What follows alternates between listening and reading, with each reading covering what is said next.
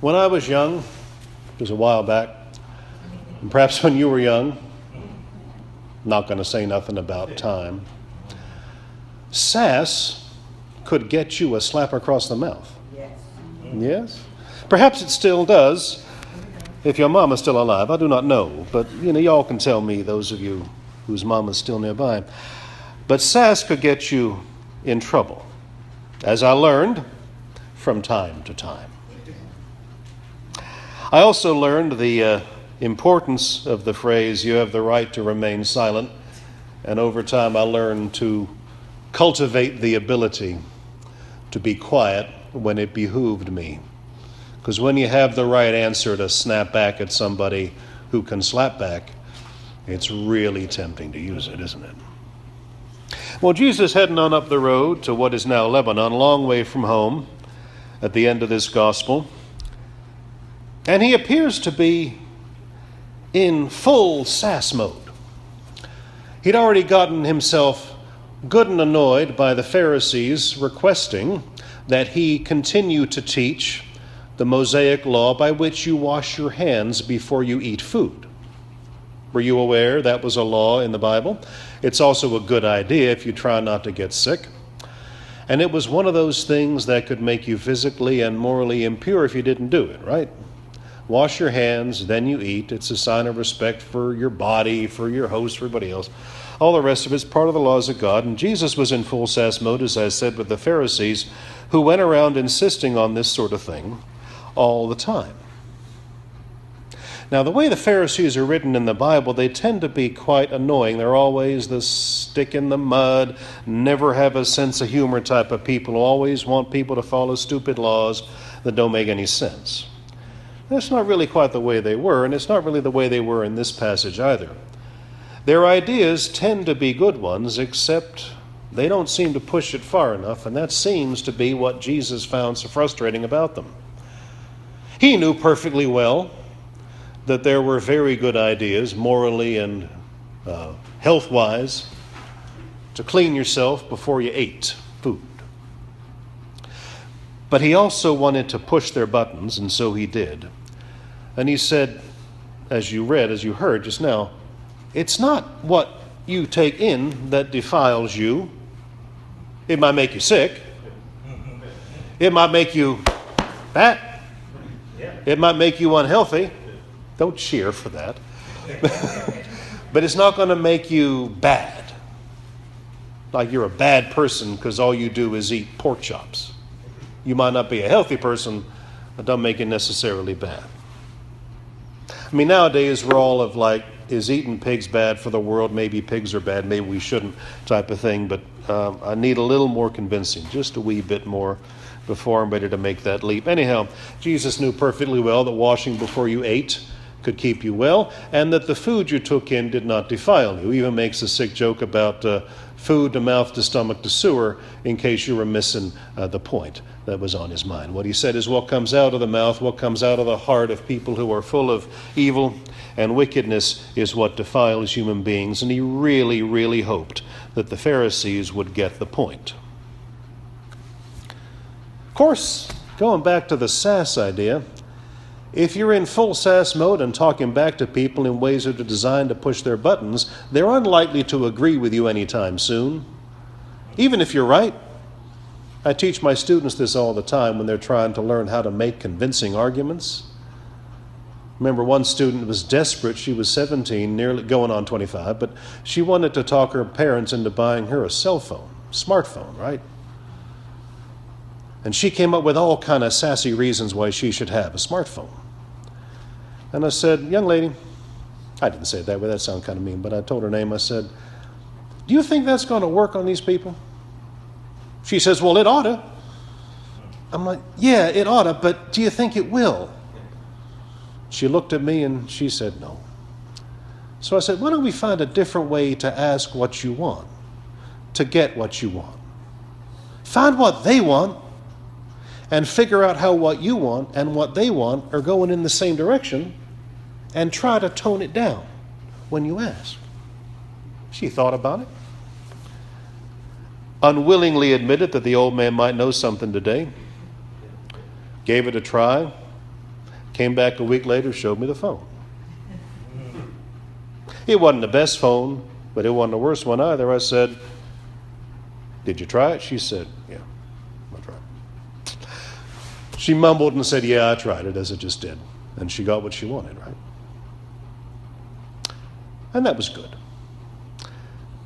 But the story in the Bible is not about Jesus ever convincing the Pharisees that he's going to talk to them in a way they can understand. He's trying to make a point to other people who know there's something missing from what they have to say, but want him to show them that he knows that the Pharisees haven't got it all. And so he goes into the way he's speaking today, convincing pretty clearly that what we do, what we choose to do, is what makes us awful or makes us good, not what we consume and not what our body needs to survive or even enjoy itself. Well, having been in this sort of a mood, he goes up wandering, and as I said, goes up to where Lebanon now is. And this woman with a serious problem, far more serious than anything else anybody's had in the whole gospel passage today, begs for his help. How she knew about him, we do not know. Why she thought this would work, we do not know. But she came and she said, "Lord, help me, my daughter has a demon," right? There are some parents of daughters who would understand what it means to say that. Some parents of sons might know as well. But when you are desperate to help your child, you will try anything. You will even try things that might not seem like a good idea. And Jesus does something that I find anyway, very, very hard to accept. He basically slaps her in the face. He says, "Get lost. You don't look like a woman of Israel to me. I was sent to help them. Why are you here?" Now, if there was ever a moment to talk back, that was it. If there was ever a moment when the man is not living up to the promise that is alive in him with the love of God, that was it.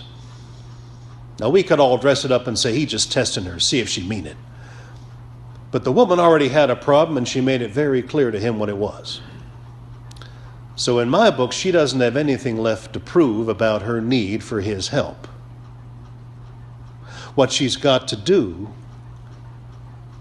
but it's not really a test, she's got to find a way to talk to him that will allow him to release the awesome power at his command on her behalf. And so she stands up to what can only read to me as abuse from him. And she says something humiliating. "Even the dogs eat the food that falls from the table." And that seems to get him back, Jesus, to doing what he's there to do, to living again into the promise that the power of God released in him is for all the world, not just a few. She knows it. She calls him on it. Everybody hears her do it. They write it down. She gets what she needs. Her daughter's free to the demon. And Jesus doesn't talk that way again to people. The next people he talks to with some kind of anger are those who are actually doing something wrong. And you could call it sass if you like. You could call it humiliation, humility, whatever you like.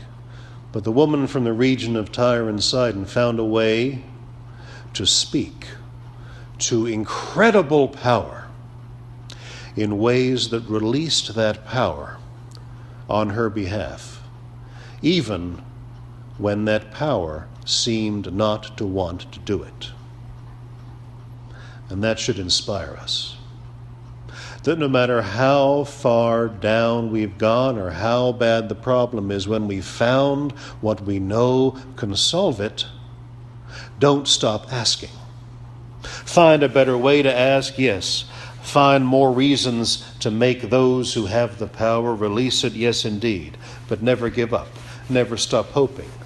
Never bow down in despair. Even if we from time to time have to bow in humility to those who shouldn't necessarily have the right or power to make us bow. On to Joseph. A counterpoint lesson to what we have. And it's a bit of a sad one. Joseph sees the story of his life as basically making an arc like this. It started out really good. He was the most popular son, the favorite of his father. Then he was sold into slavery in Egypt. That was a pretty low point. Then, by daunt of will and strength, he gets power, takes over Egypt, runs the place, saves the grain, and preserves the people from famine for 7 years because he knows what's coming. And when he gets to the top, all of a sudden his family's life has now hit the bottom. And they live in Canaan and they're starving because the rains have stopped and the grain won't grow. So they hightail it to Egypt in all humility, looking for food. And they don't know Joseph is alive. By the time they get here, of course, they do. And he tells them the famine will go on, but he has a promise. He says, you and your people and all of you can dwell here in the land of Goshen, and you will be fed, and you will be all right, and all will be well, and you can provide for your children and your children's children here in the land where I have preserved the grain. And he thinks that this great gift that he's made available will be all they ever need again. We know where the story goes from here. The people who came as free refugees to the land of Goshen in Egypt later on became slaves in Egypt, and Moses had to free them against Pharaoh's will. Joseph never saw that coming. He never even thought it was a risk, which goes to show the limits of how well we can see the future. Though all the promises he made to his family and people came true, there were other things he did not know about that also came true. But the people then, when they were slaves in Egypt, like the woman around Tyre and Sidon, who found themselves at the bottom of what life had to deal, never gave up hope that things should change, that things could change, and that they could change them if they found a way to get the power to make it true. That brings all the lessons of today's scriptures to full circle for me. It's not the gifts of the powerful that should inspire us. It's the power of those who need, who never stop seeking, who never give up hope, to make those gifts free and to release them that inspires me.